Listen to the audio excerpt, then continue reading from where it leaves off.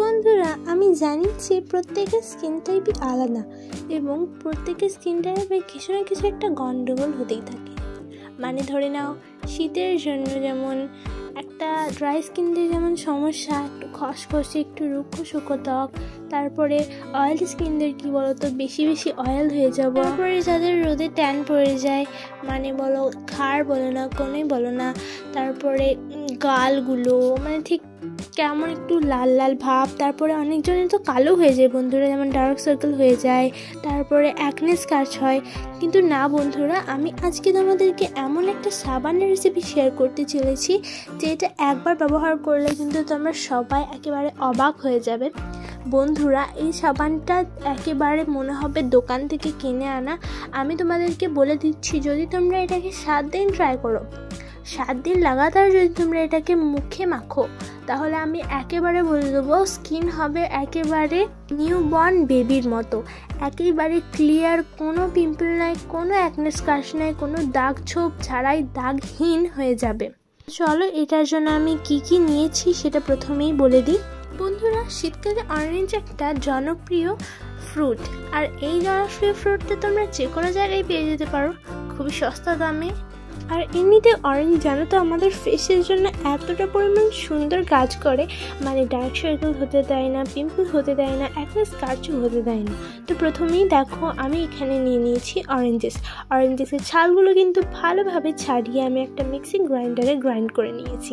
আর একটা উপকারিতা বলবো, এই যে পেস্টটা রয়েছে, এটাকে তোমরা এমনিতেও যদি কাঁচা দুধে বা ফুটানো দুধে 2 চামচ ব্যবহার করো না, তাহলেই দেখবে ফেস একেবারে কতটা পরিমাণ ক্লিয়ার হয়ে যাচ্ছে। আমি এটাকে নিজে তৈরি করেছি, মানে যখন আমার মা এই সাবানটা বানাচ্ছিল তখন আমার মা না যে এক্সট্রা পেস্টটা যেটা নিয়েছিল না, সেটাতে মানে আমি যখন ফেস প্যাক তৈরি করি তখন এটা খুবই সুন্দরভাবে কাজ করছিল। তো এদিকে দেখো, আমি নিয়ে নিয়েছি সোপারগুলোকে ভালোভাবে কেটে কিন্তু একটা মোল্ডে আমি ভালোভাবে নিয়ে নিয়েছি। এদিকে এই সাবানটা যেন আরও সুন্দর গন্ধ বেরোয় এবং আরও মসৃণ ত্বকের জন্য দিয়ে দিয়েছি ভিভেল গ্লিসারিন সোপ। তোমরা শুধুমাত্র সোপ দিয়েও কিন্তু এটাকে তৈরি করতে পারো, কিন্তু আমার কাছে যেহেতু সোপ বার ছিল তাই আমাকে এটা প্রায় পুরোটা লাগলো না, তো আমি এখানে দিয়ে দিয়েছি ভিভেল সোপ। এটাকে ভালোভাবে মেল্ট করে নিতে হবে। তো তার আগে আমি আরেকটা কথা বলে দিই, এখানে দেখো আমি গ্যাস ওভেনে একটা কড়াই চাপিয়ে দিয়েছিলাম অ্যান্ড এর মধ্যে দিয়ে দিয়েছিলাম জল।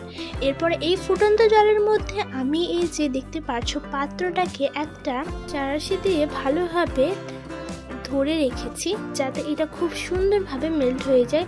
তবে এটাকে সরাসরি কিন্তু একেবারে মেল্ট করা চলবেই না, এটাকে ডাবল বয়েল যে মেল্টটা বলে সেটা করতে হবে। এখন বন্ধুরা, আমি এটাকে খুব সুন্দরভাবে নেড়ে নিচ্ছি যাতে এটা খুব সুন্দরভাবে মেল্ট হয়ে যায়। আর হ্যাঁ বন্ধুরা, যদি গ্লিসারিনযুক্ত সোপ তোমরা ব্যবহার করো, তো একটা উপকারিতা বলতে পারি, এই যে শীতকালের যে খসখসে যে স্কিনটা থাকে, মানে তোমরা ধরে নাও পায়ের হাতের যে খসখসে টাইপের স্কিনটা থাকে, সেটা আর হবে না। এরপরে আমি এখানে প্রায় 2 চামচের মতো দিয়ে দিলাম অরেঞ্জের যে পেস্টটা ছিল সেটাকে। তো এখানে আরও 1 চামচ ব্যবহার করে ভালোভাবে এটাকে কিন্তু মিক্স করে নিতে হবে। আর দেখতে পারছো এর কালারটা কতটা পরিমাণ সুন্দর চলে এসেছে। আর হ্যাঁ বন্ধুরা, কমলা লেবু তো এমনি এমনি তোমরা শীতকালীন খেতেই থাকবে, তো তার ছালটা তো এমনি এমনি ফেলিয়ে দাও। তো তাছাড়া তোমরা এটাকে যদি বানিয়ে ফেলো না, খুবই ভালো হয়। দেন আমি এটাকে আরও দ্বিগুণ ত্বকে ফর্সা এবং মসৃণ করার জন্য দিয়ে দেবো একটা ভিটামিন ই ক্যাপসুল। হ্যাঁ বন্ধুরা, অবশ্যই কিন্তু এটাকে ইউজ করে দেখবে, কেননা এটা তোমাদের স্কিনটাকে খুবই সুন্দরভাবে ক্লিয়ার করে দেবে। এছাড়াও ভিটামিন ই ক্যাপসুল চুলের ক্ষেত্রেও কিন্তু খুবই ভালো। দেন এখানে আমি নিয়ে নিয়েছি একটা সিলিকন মোল্ড। তো এখানে এক্ষেত্রে তোমরা সিলিকন মোল্ড নাও ইউজ করতে পারো, তবে এটা যদি ইউজ করে থাকো তাহলে কিন্তু খুবই ভালো হয়। সাবানের যে শেপটা থাকে সেটা কিন্তু খুব সুন্দরভাবে চলে আসে। এছাড়া তোমরা যে কোনো অ্যালুমিনিয়ামের যে বোলগুলো আছে, স্টিলের বোলে, কাঁচের বোলে, যে কোনো জায়গাতে এটাকে জমাতে পারো। তবে তোমরা এই সিলিকনের মোল্ডটা অনলাইনে পেয়ে যেতে পারো কিংবা মুদিখানার দোকানে পেয়ে যেতে পারো। তো এটাকে আমি ভালোভাবে জমাতে প্রায় 1 থেকে 2 ঘন্টা মতো সময় দিয়েছিলাম। তো এটা কিন্তু 1 ঘন্টার মধ্যে খুব সুন্দরভাবে জমে গিয়েছিল, দেখে নিশ্চয়ই বুঝতে পারছো। বন্ধুরা, তৈরি হয়ে গেল আমাদের এই সাবানটা। শুধু দেখো, কেউ ধরতেই পারবে না। বন্ধুরা, একেবারে দোকানের সাবানের মতোই হয়েছে।